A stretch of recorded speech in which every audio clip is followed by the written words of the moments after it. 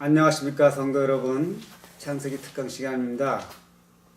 오늘은 창세기 6장 말씀을 가지고 특강을 하겠는데요.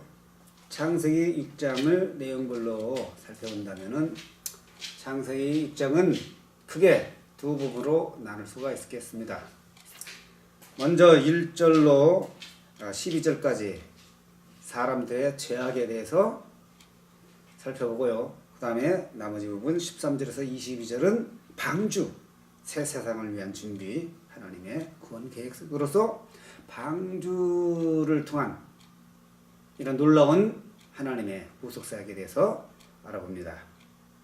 자, 그러면 먼저 창세기 6장 1절로 12절까지 하나님의 아들과 사람의 딸, 사람들의 죄악, 이것에 대해서 살펴보는데 1절에 보면은 사람이 땅 위에 번성하기 시작할 때 그들에게 딸들이 나니, 2절에 보면 하나님의 아들들이 사람의 딸들의 아름다움을 보고 자기들의 좋아하는 모든 자로 아내를 삼는지라, 이런 말씀이 납니다.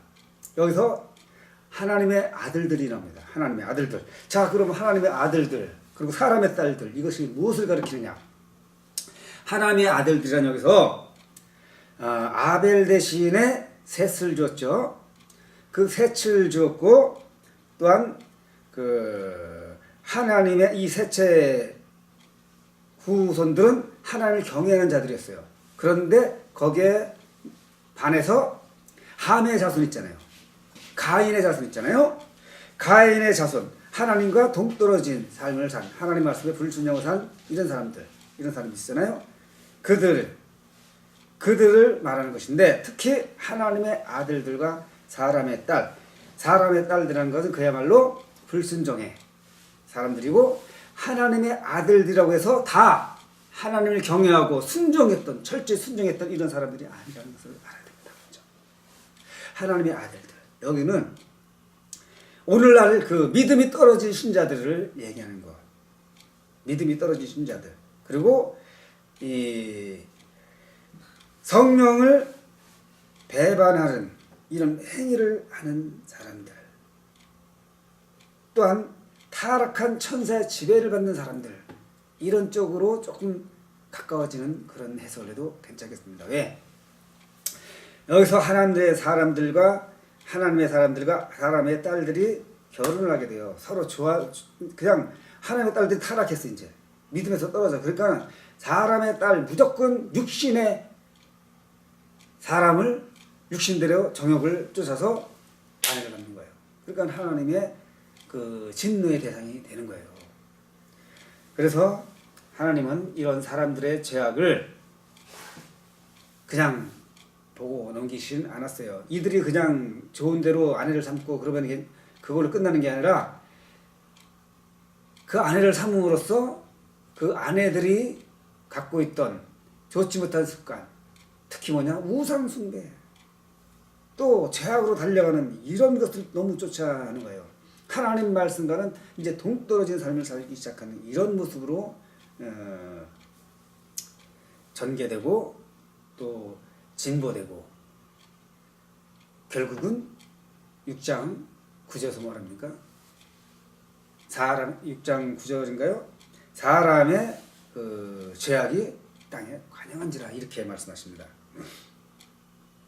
하여간 이 1절에서 12절까지 내용은 이렇게 하나님의 아들들과 사람들의 딸들이 아내를 삼는 이런 결혼으로서 경건과 불경건이 이렇게 섞이는 거예요. 섞이는 거. 이런 현상을 보는 거예요. 하나님은 빛과 어둠이 공존할 수 없듯이 거룩한 자들과 거룩하지 않은 자들이 섞일 수가 없는 것이 하나님의 나라인데, 이렇게 섞이기 시작하는 거예요. 섞임으로써 그 안에는 죄악이 번성하고 죄악이 관영하게 되는 거예요. 이렇게 번져가는 것을 1절에서 10절까지 얘기합니다. 여기서 또 한 가지 우리가 9절에서 10절에서 다시 한번 노아의 족보가 언급되는 이런 모습을 볼 수 있어요. 5장 32절에서 이제 노아의 자식 함, 셈, 야벳이라는 이 족보가 나오는데 6절에서 다시 이 족보가 한번 언급돼요. 왜? 그것은 왜 그러냐? 이들로 통해서 새 세상을 준비하겠다. 하나님께서는 이들을 통해서 구원 계획을, 구원 사역을 이어가겠다. 이런 모습을 보이기 위해서 다시 한번 그 족보가 언급되는 이것을 또 한번 볼 수 있습니다.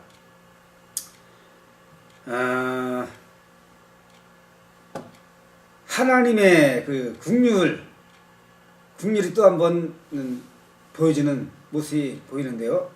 홍수를 일으키기 전에 하나님은 분명히 회개 경고 기간을 주셨습니다. 회개 경고 기간. 그 기간이 무려 120일입니다. 120일. 120일 동안 경고 기간을 줍니다. 회개 경고 기간이에요. 너희가 회개하고 돌아오라. 이렇게 경고 기간을 주는데도 120일 동안 사람들은 도우지 않았어요. 그 120일 동안 120이 아니라 120년이죠. 120년. 120년 동안 노아는 철저히 하나님 말씀에 순종하면서 준비를 했는데 그 회개 경고 기간 120년 기간이라는 그 기간을 줬는데도 사람들은 돌아오지 않았어요. 오히려 120년 동안 하나님 말씀에 순종하는 노아를 핍박합니다. 비웃습니다. 노아는 당대 의인이었어요. 여기서 당대 의인이라는 것은 우리가 인간으로서는 의인이 될 수 없어요. 그런데 하나님께서 의인이라 칭하는 거예요. 차디크라는 이 히브리어는 의인을 나타내는 그런 말씀이긴 해요. 그리고 이 타밈이라는 것은 완전하는 이런 말씀인데 이것이 결합된 게 여기서 말하는 의인으로 이렇게 된 거예요. 근데 이것은 윤리적으로 완전하다, 윤리적으로 의롭다, 이것이 아닙니다. 이것이 아니에요. 여기서 의인이라고 하나님께서 말씀하신 것은 종교적으로, 영적으로 하나님이 기뻐하시는 사람이다, 이렇게 말씀하시는 거예요. 사람이 아무리 의인이라 칭한다 해도 항상 의인이라 칭함을 받아서도 언젠가 타락할지 몰라요. 그만큼 사람은 불완전한 존재예요. 그러나 하나님 말씀을 끝까지 순종으로 지키겠다는 그런 각오로 오직 순종으로 나가는 이런 모습을 보고 하나님이 기뻐해서 의인이라 했어요. 그런 말씀이에요. 노아도 실수했잖아요. 그렇죠? 술 먹고 아체를 아들에게 보여주는 이런 추태를 보여줬었어요. 그만큼 사람은 불완전한데, 근데 그 사람을 하나님은 노아를 의인이라 했어요. 그만큼 하나님이 기뻐하시는 사람이에요. 왜? 철저히 그래도 순종으로 하려고 하는 이런 모습을 하나님께서 기뻐하신 거예요. 그래서 하나님은 이 노아의 자손들을 보호하려고 방주를 구원하는, 방주를 준비하라, 이렇게 명령을 하게 되는 것이에요. 그래서 이 120년 동안 드디어 노아는 방주를 짓게 되는 이런 모습입니다. 그것이 13절에서 22절 하반부에 나타나죠. 세상을 위한 하나님의 구원 준비, 세상을 준비, 방주 이것입니다. 하나님은 명령자고 노아는 순종자입니다. 6장 9절에서 이렇게 의인으로 칭한 그 노아가 하나님 말씀에 순종합니다. 너는 잣나무로 방주를 지으라, 이렇게 저라 저렇게 저라 아주 세세한 지시사항을 하나님이 하는데 그것을 하나도 어김없이 그대로 다 순종하는 이런 일입니다. 하나님은 범죄한 시대와 백성은 심판할 시대, 택한 백성은 뿌리를 남겨서 하나님의 그 영원한 세상 끝날까지 항상 구속사로 이끌어가시는 이런 모습을 보입니다. 여기서 남겨진 자, 택한 자, 이런 말씀이 나옵니다. 택한 자 중에서라도 다 택한 자가 얼마나 구속을 끝까지 가면 좋겠습니까? 그러나 택한 자들이라도 타락한 자들이 있다는 말입니다. 그러나 타락하지 않고 남은 자들이 있어요. 그 말씀이 이제 나오는 거예요. 택한 자 중에 남은 자, 이런 자들이 바로 노아의 후손입니다. 8식구가 이제 방주에 들어가죠. 여기서 남은 자, 이 남은 자는 이 최초로 이제 여기서 쓰이게 되는데, 전형적인 이 하나님의 구속사역에서 끝까지 구원을 받은 이런 자들입니다. 하나님은 노아에게 대홍수에 앞서서 방주를 짓는 구체적인 방법을 제시합니다. 그야말로 하나님이 이 남은 자를 통해서 구속사역을 이어겠다, 이런 모습을 하나님께서 명령하신 거죠. 하나님이 구속사역을 이렇게 구체적이고 아주 세밀하시고 그 사랑과 긍휼이 너무 뭐라 그럴까, 포괄적이고 세밀하게 안전하게 믿음을 주시는 이런 방법으로 하나님은 이끌어 가십니다. 노아가 대신 동안 방주를 지으면서 긴 인내를 가지는 신앙을 가졌다는 사실, 이것도 간과할 수 없는 큰 교훈을 주는 이런 모습입니다. 또한 하나님이 명령하신 대로 다 준행한 이 하나님, 노아의 순종, 이것을 또한 우리 오늘날 신자들이 본받아야 할 모습입니다. 이렇게 창세기 6장 1절로 마지막 절 22절까지는 사람의 죄악이 관용된과 그로 인한 하나님의 구원 계획입니다. 심판이, 물론 심판이라고도 심판입니다. 심판도 되지만은 그 안에서도 하나님은 심판보다는 항상 구원사역입니다. 창세기 너무 얘기하지만은 창세기는 세상 만물을 창조하시고 하나님의 구속사역이 이어가는 것이지 하나님의 심판사역이 이어가는 건 아니죠. 사람이 범죄함으로 심판이 나는 거죠. 범죄하는데 그냥 놔두면 안 되잖아요. 그러니까 그걸 막으면서 그 하나님의 합당하게 사는 사람들은 보존해야 되잖아요. 그래서 어쩔 수도 징계를 하는 거죠. 심판하는 거죠.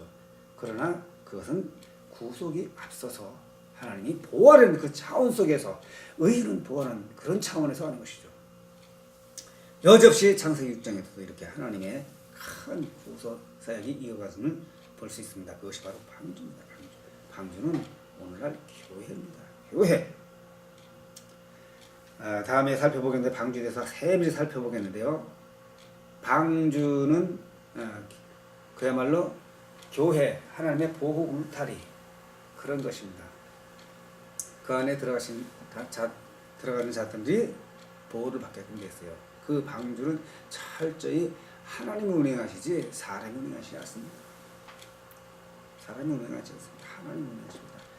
방주뿐만 아니라 모든 하나님이 창조하신 모든 피조물 세계는 하나님이 이끌어 가십니다. 그것은 심판이 아닌 구속사입니다.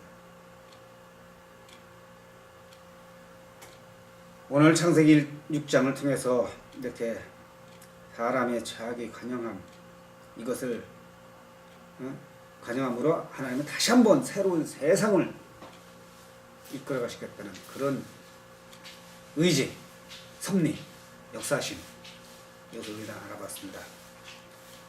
창세기 6장에서 정말 중요한 내용은 방주입니다. 다음 시간에 방주에 대해서 저와 여러분 다시 한번 6장 가지고 만나 뵙는 시간을 갖겠습니다.